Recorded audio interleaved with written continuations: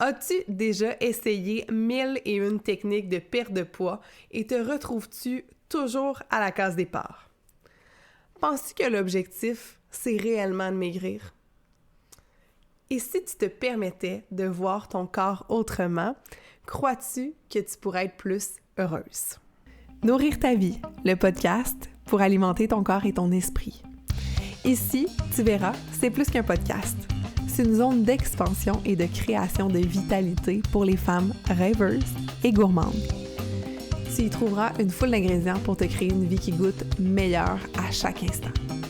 Le nous de nourrir fait référence à la force du groupe, parce qu'ensemble, nous échangerons sur différents piliers de nos vies dans la transparence et l'authenticité. Le tout bien assaisonné d'une couche de rire. Mon nom est Justine et je te remercie d'être ici à mes côtés aujourd'hui. Bonne écoute! Hello, hello! Bienvenue dans le 7e épisode du podcast Nourrir ta vie. Vraiment contente de te retrouver. Pour vrai, quelle aventure qui a débuté depuis janvier. En fait, je le répète puis je radote. J'ai l'impression de faire la même intro à chaque podcast, mais honnêtement, c'est tellement un sentiment de gratitude qui m'habite quand je reçois vos messages, quand je vous vois partager le podcast en story, quand je sais qu'il y en a qui m'envoient leurs témoignages. Pour vrai, merci d'être là. Là, aujourd'hui, vous entendez peut-être un petit nez bloqué, une petite fin de rhume. C'est normal. Mon corps a tellement réagi suite à l'épisode. En fait, c'est l'épisode numéro 5. Temporellement parlant, là, on est une semaine tout juste après l'épisode numéro 5. Je me suis donné un petit break en vous partageant pour l'épisode numéro 6 un extrait de coaching. D'ailleurs, si tu as aimé l'épisode numéro 6 avec le coaching au niveau de la sortie de zone de confort et que tu aurais envie de rejoindre mes groupes de coaching, c'est quelque chose qui est possible. Tu as juste à m'écrire en privé pour adhérer à la liste d'attente parce qu'on va repartir les coachings en mars. Avant d'entrer dans le vif du sujet, je tiens à te dire que ce podcast-là, je le fais encore une fois dans la transparence, dans vraiment la vulnérabilité. Et je tiens à te dire que c'est challengeant pour moi d'utiliser le mot « grosse » parce que tu as vu le titre de l'épisode, ça s'appelle quand même « Pourquoi je suis devenue grosse ». On s'entend, c'est pas très léger, mais souvent on va plutôt à chercher à savoir pourquoi les gens ont maigri, plutôt que de comprendre le chemin qui les a amenés à gagner du poids, à emmagasiner toutes sortes de choses sur notre corps. Puis c'est ce que j'avais envie d'aborder avec toi aujourd'hui. Je sais que ça peut éveiller des cordes sensibles, je sais que c'est un sujet, pour vrai là, j'ai vraiment, encore une fois, hésité à faire cet épisode-là, de me dire « Ah, je vais-tu faire mal à des gens? Est-ce qu'il y a des gens qui vont prendre ça mal? Qu'est-ce qui va être partagé ici? » Mais je sais que c'est nécessaire parce que Justine, il y a 4 ans, 5 ans, elle aurait voulu entendre ça au lieu de se culpabiliser et de ne pas comprendre pourquoi je faisais des régimes, je faisais de l'activité physique, j'essayais de faire des choses pour vraiment aller maigrir, puis ça marchait pas. Fait qu'aujourd'hui, je me livre à toi un petit peu du processus, puis juste te mettre en contexte. Si tu vois une photo de moi en 2018, ben j'ai un poids balance de 200 livres et aujourd'hui, un peu pour t'imaginer, là, parce que t'es peut-être en auto, t'es peut-être en train de marcher et peut-être que t'es en vidéo parce que nouvellement, ben on dépose les podcasts sur YouTube et que tu vas pouvoir voir mes mains bouger, plein de trop d'actions et regarder ça sous format vidéo. Donc, en 2018, poids balance de 200 livres. Aujourd'hui, je suis plus autour d'un 142, 143. Et pour moi, je dis le mot poids balance. Pourquoi? Parce que ce n'est pas qui je suis. Mon poids n'est pas Justine. Ton poids n'est pas qui tu es. Par contre, c'est un reflet, selon moi, du poids qu'on porte en nous. Du poids de nos blessures. Du poids des choix qu'on fait. Du poids de la négativité aussi parfois qu'on va emmagasiner. Donc mon but, ce serait faux de te dire que mon but n'a jamais été de maigrir. Mon but, c'était vraiment d'aller chercher une santé. Par contre, c'était pas le poids sur la balance que je souhaitais aller chercher. Parce que si vraiment j'étais restée que dans un objectif de « Oh my God, je me donne 6 mois pour atteindre X poids », mon objectif ne serait pas atteint. parce que quand j'ai rencontré mon entraîneur privé pour une première fois, j'ai eu un entraîneur privé en 2019-2020 et mon objectif à l'époque, c'était de peser 135 livres. On s'entend, là? Je ne pèse toujours pas ce poids-là. Donc, ce serait facile de se maintenir dans un état de culpabilité si je restais accrochée au facteur poids.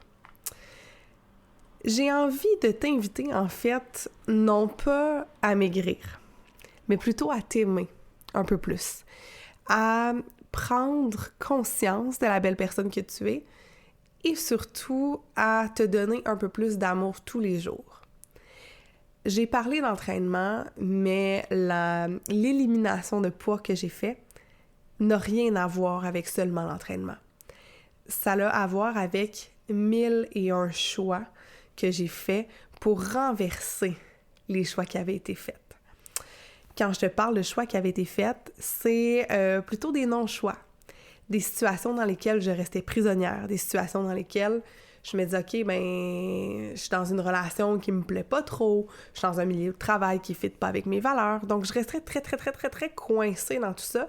Puis je pense que mon corps avait envie de me parler.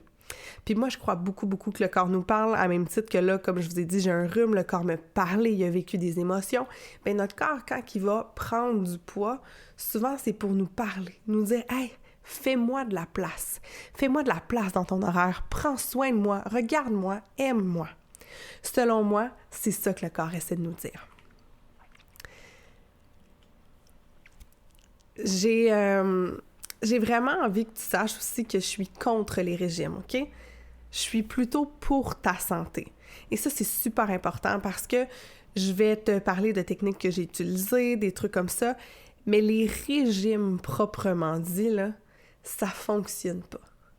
Je te parlais de mon poids en début d'épisode, qui est de 143 livres. Eh bien, la première gaffe que j'ai fait, c'est d'aller faire un régime à l'âge de 18 ans. À l'âge de 18 ans, je suis comme « Oh mon Dieu, j'ai pris un peu de poids versus l'adolescente que je suis. » Et c'est normal, on devient une femme. Et en devenant une femme, notre corps se modifie, notre corps a plus d'hormones, notre corps va juste changer. Puis moi, je me suis dit, non, là, faut que je reste vraiment absolument au poids d'ado. Je vais nommer le régime que j'ai fait, là, puis c'est pas pour shamer ou quoi que ce soit, parce que, ultimement, je sais que ça peut aider des gens, mais le régime s'appelait « Belle et mince ». Ça l'a vraiment ancré dans l'esprit de la Justine de 18 ans que si je n'étais pas mince, je n'étais pas belle, donc pas validée par l'extérieur. Puis quand j'allais là-bas chez Belle et mince, les vendredis pour me faire peser, puis que j'avais perdu plus qu'une livre, j'avais le droit à mon étoile dans mon petit collant. OK? On s'entend, là, mais j'étais contente, là, je la voulais, mon étoile. À quel point c'est malsain. Je devais aussi calculer ma nourriture en points.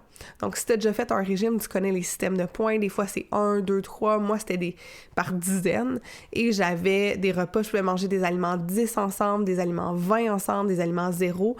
Et quand je mangeais, mettons, des repas qui équivalaient finalement à 30, bien, le lendemain, je devais avoir une journée à 0 complètement. Donc, c'était super restrictif, mais pendant des années, même si je n'allais plus chercher mon étoile le vendredi, je me disais « Oh non, ça, c'est un aliment à 30 ». Fait que mon cerveau était vraiment, je voyais plus la nourriture comme un plaisir. Puis on s'entend, là, pour une chef cuisinière, d'être tout le temps en adversion, en combat avec ce que je vais cuisiner, ce que je vais mettre dans mon assiette, c'était devenu, pour vrai, vraiment terrible à ce niveau-là. Fait qu'à 18 ans, la relation que j'avais avec mon corps était plus une relation d'amour, mais plutôt une relation de haine. Puis ça l'a ultimement amené un paquet d'autres trucs. Quand je t'ai parlé dans l'épisode, précédent, non, il y a 2 épisodes, hein, c'est ça, l'épisode au niveau de la persévérance scolaire, je te dis qu'à l'âge de 15 ans, j'ai été diagnostiquée d'une dépression. Mais c'est aussi à ce même âge-là que j'ai été médicamentée pour la première fois. Donc, médicamentée avec des antidépresseurs. Et là, guys, attention! S'il vous plaît, ceci n'est pas un conseil médical, OK? Ceci est un partage d'expérience personnel. Par contre, si tu prends des antidépresseurs ou des médicaments pour l'anxiété actuellement et que tu souhaites faire une remise en forme et que tu sens des obstacles, peut-être qu'on a un issue. Peut-être que tu vas faire comme « Oh, c'est peut-être pour ça, c'est peut-être une piste, en fait, qui s'ouvre à toi. » Pour moi, en fait, tout ce qui était anxiété, tout ce qui était état dépressif, m'a amené dans les deux extrêmes. Ou à ne pas manger du tout parce que j'étais très, très, très en peine, parce que je me disais « Oh mon Dieu, j'ai pas envie de manger, j'ai pas envie de donner de l'amour par le biais de l'alimentation, la nourriture à mon corps. » Et de l'autre côté, dans le overfooding, je sais pas si c'est un mot qui existe, mais ça vient d'exister à partir de maintenant, de me surnourrir, de manger, parce que je ne ressentais plus rien. Dans un état dépressif, on est dans la tristesse, puis on cherche de la joie. Puis tu sais, je veux dire, la joie de manger de la crème glacée, la joie de manger un gâteau, tout ça, mais j'avais pas de fond à mon besoin de joie parce que j'étais plus capable de l'apprécier. Ce qui a changé aujourd'hui avec un état de santé global qui est nettement amélioré, c'est que je prends genre 3 bouchées de gâteau au chocolat. Puis là, si tu me vois dans la caméra, si t'es pas juste en audio, j'ai comme le gros sourire aux lèvres. Genre, j'aime tellement ça. Chaque bouchée est juste comme ça coche. Mais quand t'es pas connecté à ça, tu vas manger 3, 4, 5, 6 Joe Louis, 5 gâteaux au chocolat et tu les sentiras pas rentrer, mais c'est cette quête de joie-là que j'allais chercher. Donc, la santé mentale, elle a des effets sur nos habitudes de vie alimentaire. Puis ça, je pense que c'est vraiment un des effets qui a fait en sorte, qui a été un premier pas vers justement cet embonpoint-là qui s'est logé dans mon corps. Je te parlais de médicamentation.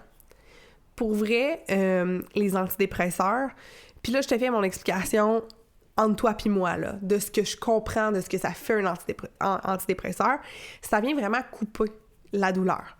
Hein? Quand on est en dépression, on est triste, on a ça. Ça vient, oui, nous donner une shot de sérotonine, ça vient aider à stimuler nos hormones, mais ultimement, ça vient faker ce qu'il y a à l'intérieur de nous. Donc, ce n'est plus nous. C'est une excellente béquille. Pour vrai, je referais mon parcours de la même façon. J'en ai eu besoin pour terminer mon secondaire. J'en ai eu besoin pour traverser au travers certaines épreuves. Aujourd'hui, je suis très contente que ce ne soit plus un besoin et de ne plus prendre de médicamentation. C'est ce switch-là, d'enlever la médicamentation, qui me permet de percevoir à quel point je n'étais plus connectée aux besoins de mon corps. Parce que, je te donne un autre exemple, je prenais beaucoup d'Advil parce que j'avais des maux de tête. Et d'ailleurs, il y a un épisode qui s'en viendra plus au niveau des migraines parce que je sais que vous êtes plusieurs à en faire. Et le Advil, il vient couper la douleur. Imagine si tu prends des Advil, si tu prends des antidépresseurs, des pilules pour l'anxiété, à quel point t'es plus avec toi. T'es plus là pour sentir que tu manges trop. T'es plus là pour sentir que t'as faim. Mais moi, je ne sentais plus que j'avais faim le matin. Fait que je mangeais pas jusqu'à 3-4 heures l'après-midi. Puis un moment donné, j'étais comme « Hey, ce serait bon de manger. » Fait que c'était 2 puis 3 assiettes le soir. Mais pas dans une optique de jeûne. Non, c'était dans une optique de « Je le sais pas c'est quoi mes besoins. » Fait que la médicamentation était devenue un coupe-besoin. Dans la médicamentation, je sais, les femmes, on a aussi beaucoup d'entre nous, en fait, qui vont prendre des pilules contraceptives, mais ça aussi, c'était venu augmenter ma faim. Donc, ce combo-là, ensemble, faisait en sorte que je ne savais plus c'était quoi les réels besoins de Justine. Et, tu sais, le milieu dans lequel on est, là, il va influencer énormément tes choix. Au moment où je sors du secondaire, où je prends de la médicamentation, je suis en couple avec quelqu'un qui est une super bonne personne. En passant, si t'écoutes le podcast, c'était vraiment une bonne personne. Merci d'avoir fait partie de ma vie. Mais les valeurs n'étaient pas les mêmes. Chez nous, chez mes parents, on avait toujours mangé des crudités avant les repas, on bougeait. Moi, au secondaire, là, je nageais. Je faisais de la natation 3-4 fois par semaine. Donc, c'était vraiment quelque chose qui faisait partie de moi. Puis là, j'ai rencontré quelqu'un que j'aimais beaucoup, avec qui j'ai partagé 5 ans de ma vie, mais nos valeurs étaient très différentes. Donc, quand moi, je voulais amener « Hey, on va bouger, on va faire ci », ça fitait pas. Donc, c'était pas quelque chose... Et là... je mets pas la faute sur cette personne-là. Hein? On est tous responsables de soi, et je le répète tellement souvent. On est la seule fucking personne avec qui on va faire notre vie du point A au point Z. Appelle comme tu veux le dernier point, OK? Par contre, les gens qui t'entourent, le milieu de vie dans lequel tu te trouves t'influence. Que tu le veuilles ou non. C'est chimique, biologique, appelle ça, hein? Name it. Les gens, si t'es entouré de gens négatifs, forte chance que tu vires peut-être négatif un petit peu. Si t'es entouré de gens qui ne bougent pas, c'est difficile des fois d'être le leader d'une gang qui vont à l'opposé de toi. Puis, dans mon besoin d'acceptation de jeune fille qui a été rejetée, bien, j'avais vraiment envie de faire plaisir à mon chum de l'époque, mais aussi à sa famille, chez qui, nous autres, en fait, dans ma famille, la liqueur, là, c'était comme party le vendredi soir, oh my God, c'était vraiment très, très, très festif. Par contre, dans sa famille, à lui, c'était quelque chose de très commun. Donc, moi qui n'avais jamais consommé tant que ça de liqueur, mais là, j'étais comme, ouh, tu sais, c'est un peu comme un enfant à qui t'interdit de manger des biscuits, là. Mais dis des biscuits devant lui, là, puis il va être un peu beaucoup trop énervé d'en manger, vraiment beaucoup.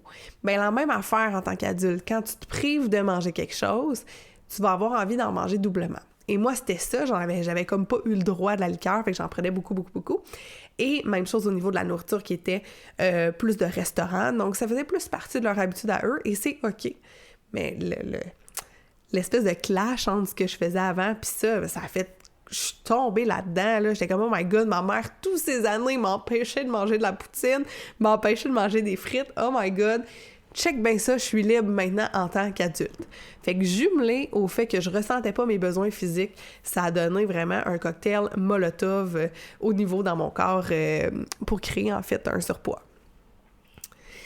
Il y a aussi la fameuse sédentarité qui s'est mise à apparaître, que switcher d'un mode de vie actif à un mode de vie plus sédentaire, à écouter beaucoup, beaucoup la télé. Et ça, j'en ai jamais tant parlé publiquement, un peu, mais comme pour vrai, j'avais une job à écouter la télé. J'aimais tellement écouter la télévision que c'était comme j'avais des plages horaires dans mon agenda pour écouter la télévision et me dire « Oh my God, je peux pas manquer District 31, je peux pas manquer Unité 9, etc. » C'était genre stressant de manquer une émission, là. Mais ça faisait en sorte que mon espace dans mon horaire pour bouger, pour prendre soin de moi, il y était plus. C'était carrément que je mangeais du junk, j'étais pas en cohérence avec mes besoins et je rajoutais à ça de la sédentarité, d'être assis sur ton sofa. Je veux dire, j'étais comme... j'ai juste l'image d'un bloc de glace, là, comme il n'y a rien qui bouge, il n'y a rien qui fait, il y a de la fatigue qui s'accumule. Donc tout ça faisait en sorte que j'étais clairement pas bien.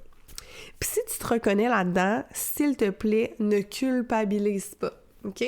On a des raisons, il y a des facteurs qui vont nous mener à prendre ce genre de décision-là. Mais la bonne nouvelle, c'est que si je suis ici aujourd'hui devant toi ou à tes oreilles pour t'en parler, c'est que c'est possible. C'est possible de faire des switches. Puis le podcast est là pour ça. Je vais en parler. Les coachings sont là pour ça aussi. Donc, n'hésite pas si tu sens que tu as besoin de tendre la main, si tu as besoin d'aide. Hein? Il y a plein de ressources. Ça peut être moi, ça peut être quelqu'un d'autre, mais il y a des ressources pour toi. Reste pas où tu es. Une autre raison qui a fait en sorte que je suis devenue grosse, c'est de manger moins pour perdre. Et ça, je pense que c'est un piège. On a souvent ça, je vais manger moins de nourriture, puis là, je vais perdre du poids. Je te parlais de santé mentale. Il y a possiblement rien de pire pour l'anxiété que de priver ton corps de ses nutriments. Ton corps a besoin d'être alimenté. Ton corps a besoin d'avoir de la vitamine C pour passer au travers un rhume. Il a besoin d'avoir de la vitamine B, de la vitamine D, name it, OK? Il a besoin de ça pour vivre, pour que la machine en fonctionne. Imagine que tu donnes pas de gaz à ton char. Penses-tu qu'il va être capable d'avancer? Non. Voyons donc, ça fait comme pas de sens. Mais moi, dans ma tête, c'est « Hey, je vais manger moins, fait comme ça, je vais perdre du poids. » Mais mon manger moins, là, il était pas de manger mieux. Je mangeais une petite galette à l'avoine le matin, là, tu sais, les fameuses galettes de cafétéria, là, comme bien grasses et tout ça. Ça, c'est mes déjeuners avec un verre de jus d'orange. J'étais comme, oh, je vais comme chercher des fruits là-dedans. Là, au dîner, je mangeais pas. Fait que j'étais comme, je suis correcte, j'ai pris un déjeuner. Un déjeuner, si on peut appeler ça comme ça. Et ben j'arrivais le soir, puis je mangeais un gros souper. Puis des fois, c'était un souper du restaurant parce que la fatigue était accumulée dans mon corps suite à ma journée de travail, j'avais pas envie. Ou c'est des trucs très, très, très rapides. Donc, j'allais manger ça. C'était peu de nourriture pour mes besoins énergétiques. Et pourtant, je passais ma journée debout à travailler dans un service traiteur. En étant debout, en dépensant de l'énergie, en étant là, j'avais toutes les raisons du monde de vouloir donner plus d'énergie à mon corps. Mais pourtant, ce que je faisais, c'est que je l'en privais. Et en le privant d'énergie, je perdais de l'énergie, je devenais encore plus fatiguée. Si je remonte à ça, à 2017-2018, des rhumes comme je fais, j'en faisais 1 par mois, toujours malade. Tout le temps. En manque de vitamines de tous les bords, tous les côtés de mon corps. Constamment à la recherche de tout ça. Mon corps est en état de panique. Puis des crises de panique, j'en faisais, là, 3, 4, 5, 6, parfois 7 par semaine. Pourquoi? Le corps, il voulait me dire, Justine, prends soin de moi. Prends soin de moi. Donne-moi ce que j'ai besoin. Mais moi, j'étais trop occupée à me déconnecter de cette sensation-là qui m'habitait, de me déconnecter de mes besoins. Puis c'est peut-être ton cas, je le sais pas. Mais cessons de se priver de manger. T'as faim? Mange.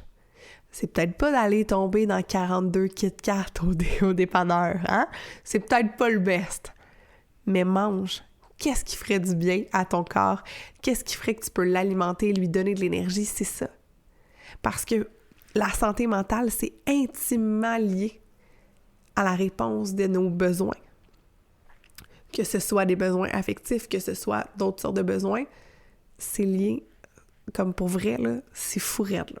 Plus je réponds à mes besoins, plus mon corps répond en prenant en forme, mais aussi, plus ma santé mentale s'optimise.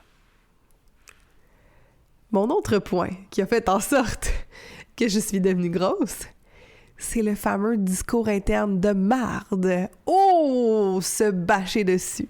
Et chaque fois que je croisais mon reflet dans le miroir, c'était comme, oh my God, t'as l'air cerné.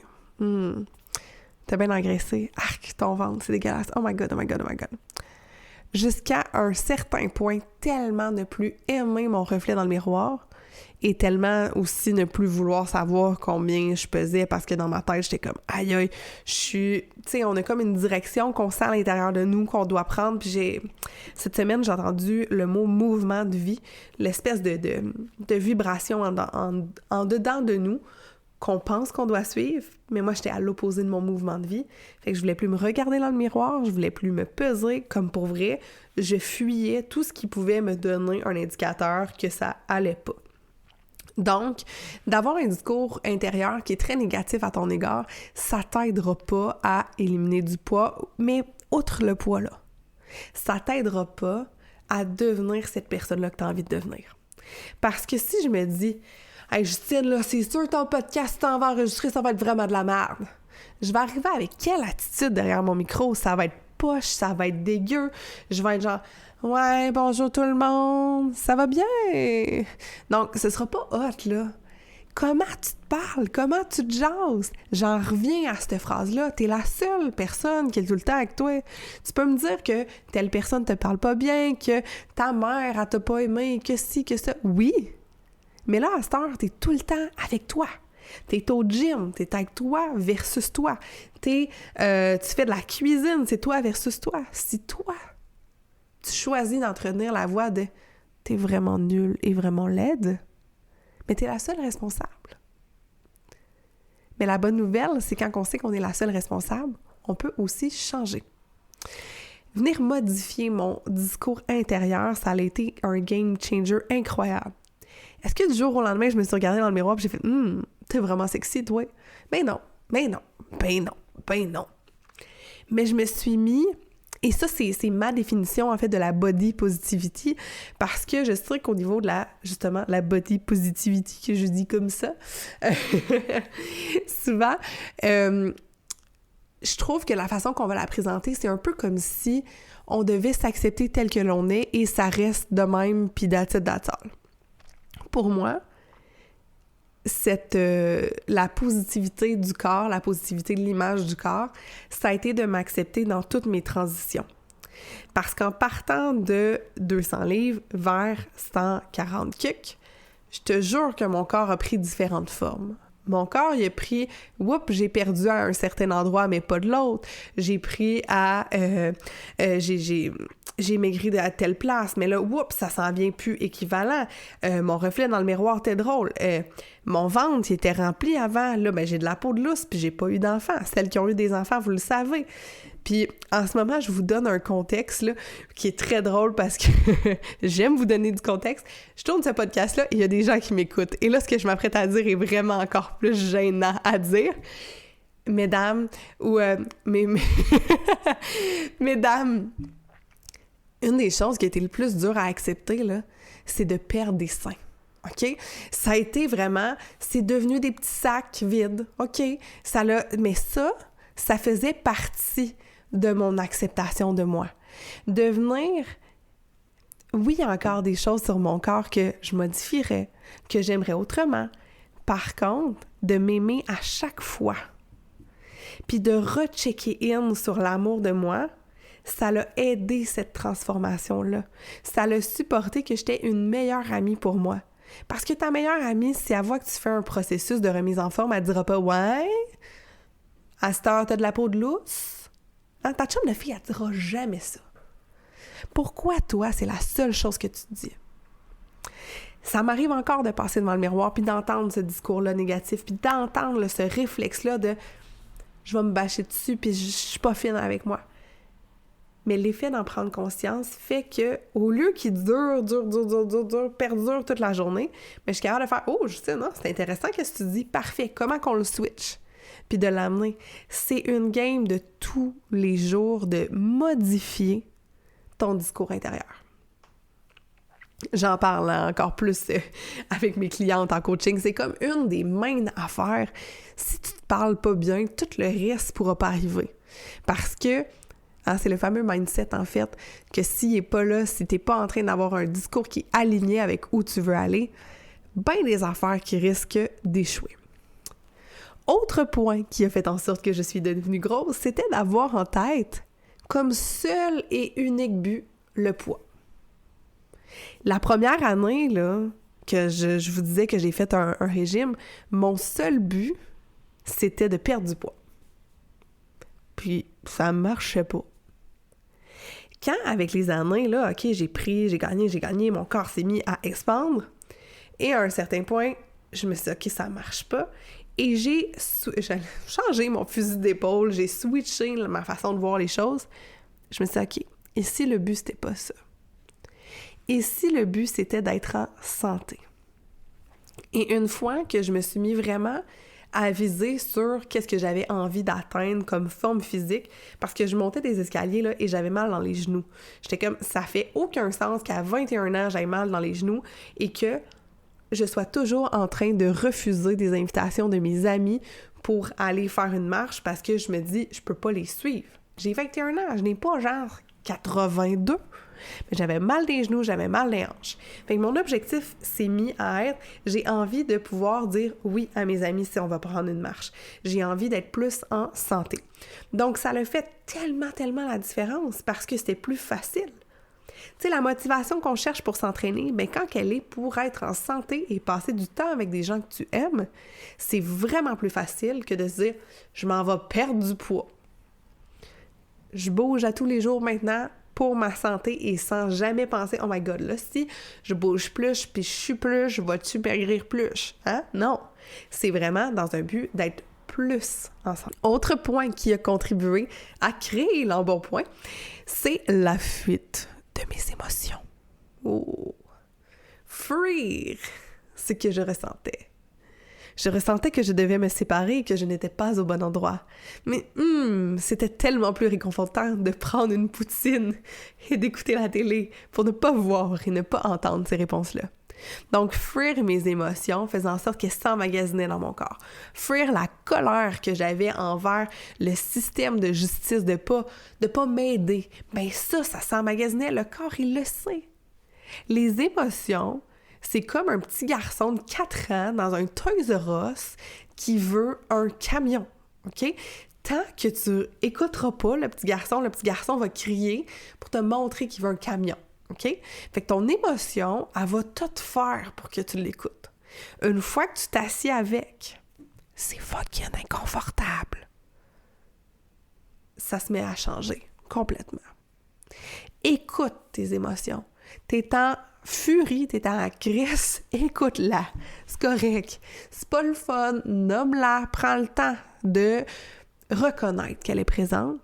Et pour vrai, ça fait en sorte que tu n'iras pas manger tes émotions ou que tu ne seras pas en train d'emmagasiner d'autres choses. Parce que on est émotion. Chaque humain a genre 42 000 émotions par jour. Mais trop souvent, celles qui nous font peur, celles qui nous font mal, on les fuit. Mais le corps, il le sait, ça. Autre raison qui est très, très, très, très, très intéressante, c'est que je pensais que c'était en maigrissant que j'allais m'aimer, alors que ça a été totalement l'inverse. Je me suis aimée et ensuite, je me suis mis à éliminer le poids qui était plus requis pour moi. Puis c'est vraiment comme ça que je vois ça, puis ça a laissé un super beau lien, en fait, avec la fuite des émotions. C'est que plus j'ai pris le temps de regarder en face qu'est-ce qui me faisait mal, j'ai pris le temps de regarder des choix que j'avais faits que j'étais pas fière, j'ai pris le temps de regarder des douleurs. À chaque fois, genre, mon poids balance diminuait d'un 5, 6, 7, 8 livres, comme par magie. Là, il n'y avait pas juste ça, là, les émotions, on s'entend, là. C'est certain que sur le point de vue mental, réaliste, j'ai toujours continué à bouger, à manger, à faire attention à moi. Par contre, à chaque fois que je prenais le temps de reconnaître une émotion qui était là, supportée par mes habitudes de vie, là, soudainement, on disait que mon corps, il se disait « Ah, parfait, j'en ai plus besoin ». Puis si ça t'intéresse un peu ça au niveau du corps, tout ça, la corrélation qu'il y a avec le poids, le livre « Les 5 blessures » de Lise Bourbeau, sérieux, vraiment une grande, grande perle à lire. Je le mettrai dans les notes d'épisode pour que tu puisses le retrouver. Mais un livre vraiment très, très cool qui m'a aidé à faire... En fait, c'était quelque chose auquel je croyais que j'avais observé, mais de le lire, écrit par quelqu'un d'autre, c'est tout le temps intéressant de faire comme « Ah, je suis pas si folle que ça ». Et finalement, il y avait quelque chose qui a fait en sorte... je pense que c'est le cas de beaucoup. J'étais vraiment perdue. Dans le où commencer, par où je m'y prends pour prendre soin de moi, c'est par quel bord que je prends ça. Puis ça a été quelque chose dans lequel je suis demeurée longtemps. Parce qu'on a des croyances qui nous sont véhiculées. On peut penser à la fameuse croyance, comme je te disais, de manger moins pour maigrir, de devoir m'entraîner beaucoup, beaucoup, beaucoup, de devoir vraiment juste fixer sur ce qui est au niveau du physique. Mais ça m'a maintenue dans un état perdu. Je me sentais seule. Je me disais qu'il y avait juste moi qui savais pas où m'en prendre, mais par où prendre ça. Ça l'a fait en sorte que je suis demeurée immobile longtemps. Longtemps avant de choisir de me choisir. Puis c'est en pensant à toi, si t'es dans cette situation-là, qu'avec mon amie Mylène, on a créé la semaine de la fille en forme. La semaine de la fille en forme, c'est 5 jours où est-ce qu'on a rassemblé un paquet de femmes extraordinaires qui vont pas te marteler à perdre du poids cette semaine-là, mais que chacune d'entre elles, leur mission, c'est de t'aider à te choisir encore plus. On a des femmes qui axent sur le bien-être au niveau du travail, quand je pense à Stéphanie Forgue. On a Marika Lafont, qui, elle, va vraiment s'intéresser au niveau des hormones. Donc, c'est vraiment super. On a Marilène qui va venir nous parler du syndrome du SI, donc du côlon irritable. Et elle, comment son corps lui a parlé en lui envoyant ce syndrome-là pour lui dire « Prends soin de moi ».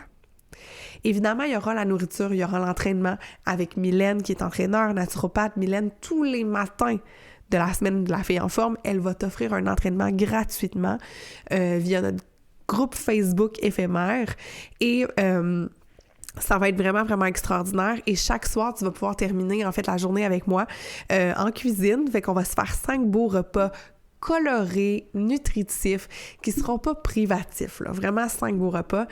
Et il y aura des conférences à tous les jours. On va aller voir vraiment, vraiment plein de facettes de ta santé pour voir ça dans une globalité et plutôt juste sur un angle. Parce que, comme je t'ai dit, quelque chose qui m'a empêché, en fait, d'atteindre, en fait, ma vision idéale de moi, c'était d'être perdue.